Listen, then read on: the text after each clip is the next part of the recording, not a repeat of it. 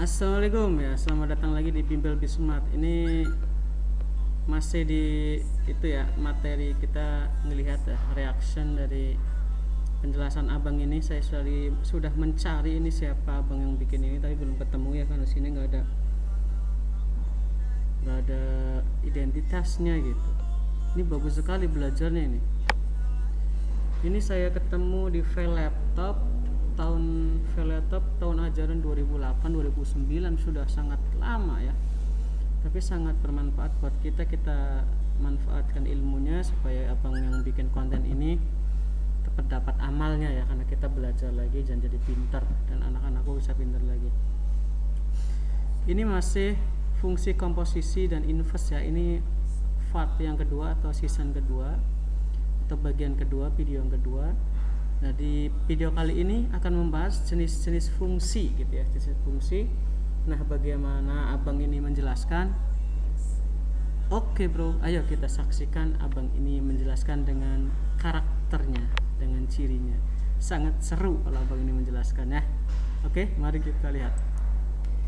Oke bro, lanjut lagi. Yuk, sekarang kita akan belajar jenis-jenis fungsi. Nah, yang pertama adalah fungsi konstan.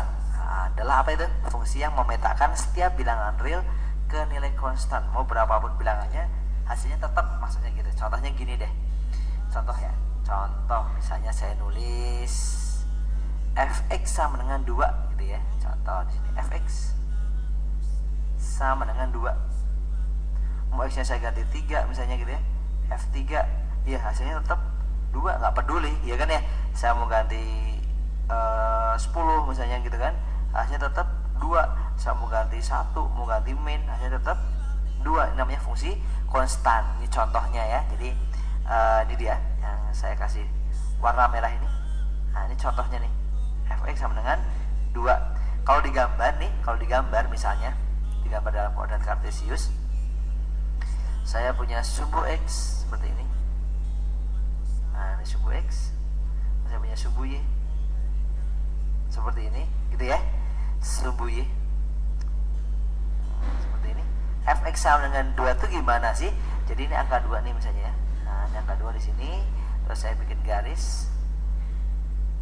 Nah, garis inilah fx sama dengan 2 ya, fx sama dengan 2. Jadi artinya mau berapapun nilai x-nya, berapapun x-nya, misalnya kayak tadi x-nya 3 nih. Misalnya di sini 3 nih. Nah, ini 3 kan? Hasilnya berapa ya? Tetap di sini hasilnya 2. Nah, gitu. Jadi hasilnya ke sini ya, hasilnya tetap 2. Mau x-nya berapa itu? 10. X-nya saya ganti dengan angka 10. Ganti angka 10 ya. Katakan ke sini ya, hasilnya tetap 2 ya. Mau ganti 1 sama gitu. Jadi ini namanya fungsi konstan ya. Jadi mau berapapun nilainya dia tidak hasilnya tetap sama, yaitu konstan itu, gitu ya. Sip. Terus yang berikutnya, fungsi identitas. Geser bro. Nah, fungsi identitas adalah fungsi yang memetakan setiap bilangannya dengan dirinya sendiri. Kalau dimasukin 2 hasilnya 2, dimasukin 3 hasilnya 3. Ya gini bro, misalnya teh fx sama dengan x. Nah, inilah fungsi identitas. Kenapa fungsi identitas? Karena berapapun nilai x-nya hasilnya tetap itu sendiri. Contohnya misalnya ya kan ya, kalau saya misalnya di sini kan f3, hasilnya ya 3, tetap 3 nih ya. 3 kan sama nih x nih, 3 ya 3. Saya misalnya masukin f5, ya 5 tetap hasilnya, gitu ya. Saya masukin min 2, ya hasilnya min 2, gitu ya. Kalau dibikin dalam bentuk garis bilangan, garis bilangan fungsi koordinat ya, sumbu dan sumbu ini, sumbu x saya bikin misalnya di sini, di sumbu y gitu ya. Nah, gitu. Garisnya itu nanti bentuknya gini bro. Garisnya itu bentuknya oke. Nah, kurang lebih seperti inilah ya. Fungsi ini adalah fungsi apa nih? Fungsi ini adalah fungsi fx sama dengan x. Artinya apa? Jika dimasukin 3 nih, misalnya saya punya 3 di sini, gitu ya. Kalau saya petakan nih ke garisnya di sini gitu ya. Nanti ini pun y-nya pun nanti hasilnya 3 nih. Y yang di sini, nah yang di sini nih hasilnya juga 3 sama. Nah, jadi 3 hasilnya juga 3. Sama juga kalau dimasukin 5 misalnya, saya masukin 5 di sini, masukin 5 misalnya 5, pasti nanti hasil Y-nya 5. Jadi kalau saya petakan nih bro, saya petakan ke sini bro, nah ke sini ya, terus saya petakan lagi ke sini, pasti ujungnya sini tuh hasilnya juga sama, yaitu berapa? 5 bro. Nah gitu ya, jadi 3 hasilnya 3, 5 hasilnya 5. Sama begitupun juga main 2 misalnya, saya petakan main 2 di mana, di sini misalnya. Nah main 2 dipetakan juga nanti pasti hasilnya juga main 2 bro. Saya petakan ke sini misalnya, nah gitu ya, saya petakan ke sini gitu ya, nanti ini hasilnya juga main 2 pasti sama. Maksudnya ini namanya fungsi identitas ya. Tadi fungsi konstan udah, identitas udah, sekarang mutlak. Nah mutlak bro, mutlak bro, saya geser bro. Mutlak adalah fungsi yang selalu memberikan hasil positif berapapun. Gampang ya belajar jenis fungsi ya, dari identitas, konstan. Nah, sangat bagus nih menjelaskan abang ini. Nah kita lanjut ke fungsi mutlak nih, yang ke C bagian. Jangan lupa diingat-ingat ya bagi kalian yang sedang melihat. Nilai yang dipetakan ya, berapapun yang berapapun nilai yang dipetakan, dia hanya selalu positif. Contohnya gini, atau bentuknya gini deh, fx itu hasilnya adalah bentuknya gini, nah mutlak x gitu ya. Nanti hasilnya, hasil dari ini, hasilnya itu akan bernilai x jika x-nya ya positif atau lebih besar sama dengan 0 gitu ya. Tapi dia nanti hanya berupa min x jika apa coba, jika x-nya lebih kecil dari 0 gitu ya. Kalau digambar nih, kalau digambar bentuknya nanti dia akan selalu positif, jadi y-nya akan selalu positif. Pada umumnya gini deh, yes, sip gitu ya, ini sumbu x, ini sumbu y gitu ya. Kalau dibikin garisnya, misalnya saya bikin garisnya ini nih, gitu ya. Ini fx sama dengan mutlak x, fx sama dengan mutlak x, mutlak x, mutlak x. Seperti ini. Contoh deh, contoh. Misalnya saya punya nih fx sama dengan mutlak x, ini ada mutlaknya, sorry bro. Gitu.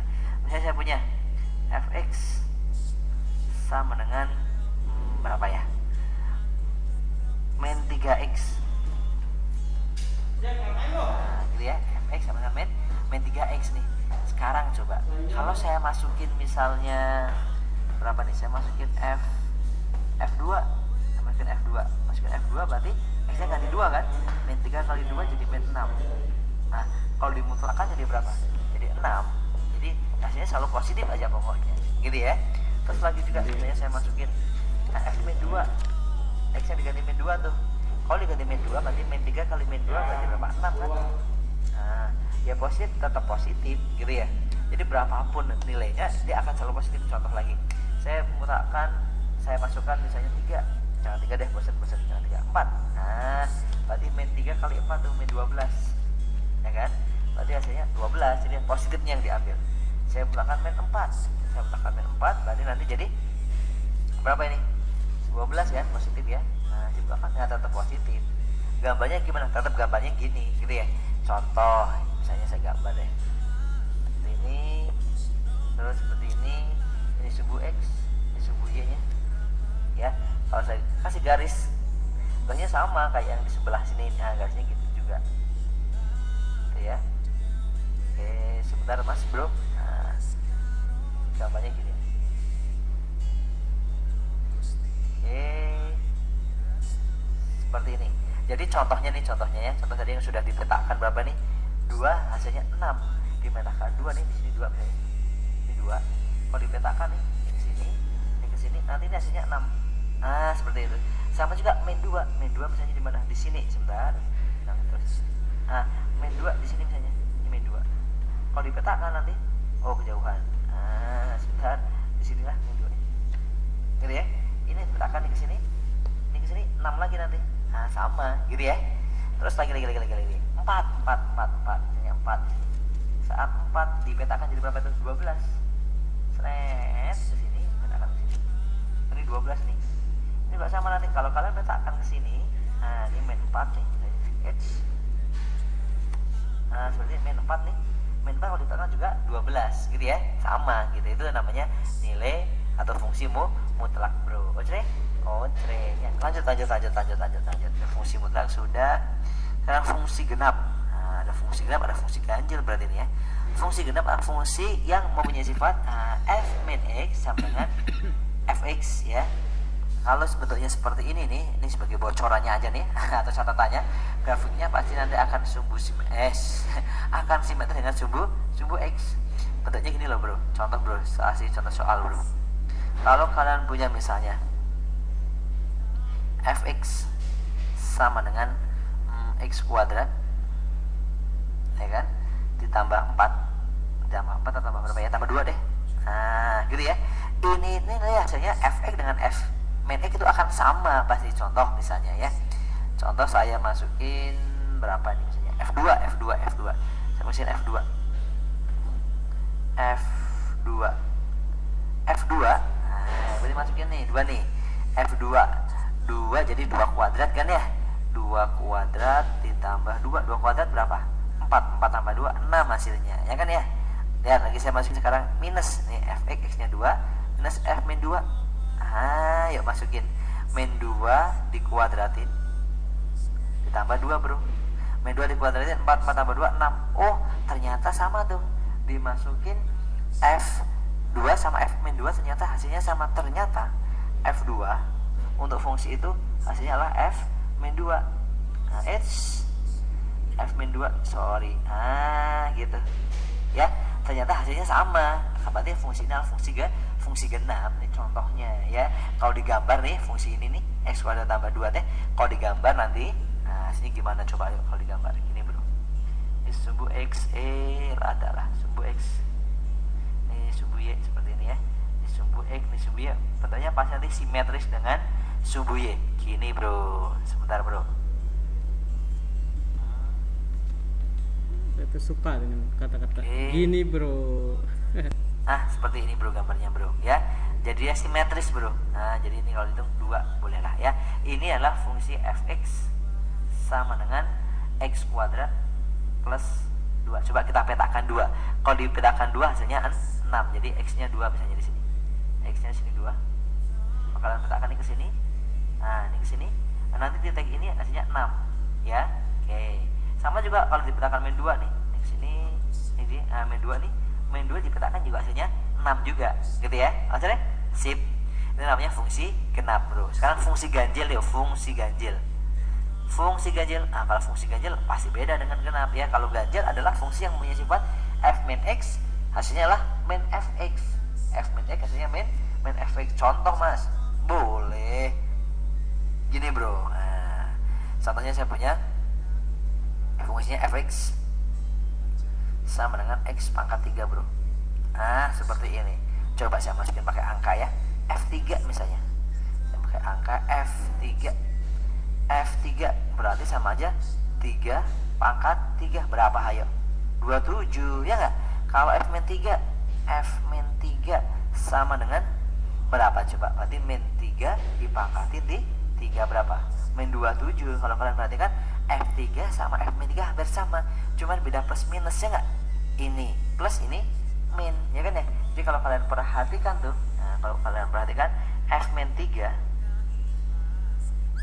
3 ini kan min 27 sama aja f3 baru sebenarnya ya, tapi kasih min ya nggak. F min 3 min 27, f3 27 kasih min, sama kan hasilnya. Berarti artinya fungsi ini fungsi ganjil ya. Terus kalau dia fungsi ganjil, apa ini cluenya nih, grafiknya simetris dengan 0,0. Coba nih kita gambar ya. Kalau kita gambar bro, nah seperti ini gitu ya. Jadi nanti kalau kita gambar x pangkat 3 itu gimana? Ada yang bisa gambarnya x pangkat 3? Iya, gambarnya gini nanti ya. Oke, seperti ini. Gambarnya gini ya. Jadi simetris terhadap 0,0 di sini ya. Contoh kita petakan coba. F3 27. Saya masukin 3, hanya 3 di sini. 3 lah ya, misalnya 3. Dipetakan, yuk kita petakan. Kita petakan berarti ke sini. Nah, ke sini. Nanti di sini hanya 27. Belum nggak begitu pas ini ya. Tapi boleh lah ya, kalau x-nya 3, y-nya 27. Sama juga kalau min 3 di sini min 3. Kalau dipetakan bawah. Nah, nanti hasilnya kalau tadi 3127, kalau di sini pasti nanti min 27, bro. Oke ya, ini fungsi apa tadi? Fungsi fx sama dengan x pangkat 3 ya. Ini sumbu x-nya, ini sumbu y. Oke, itu jenis-jenis fungsi. Oke, cukup ya.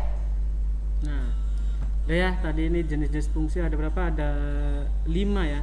A, B, C, D, E. Ganjil, genap, konstan. Tadi apa lagi? Identitas ya. Dan itu saya kira kalian cepat paham lah, karena ini bagus sekali nih video ini, cara menjelaskannya abang ini bagus sekali nih, jenis-jenis fungsi ya. Oke ya, paham ya. Cukup sekian video kedua ini dari komposisi dan fungsi inverse. Ini bagian kedua, jenis fungsi. Oke, nanti lanjut ke bagian ketiga.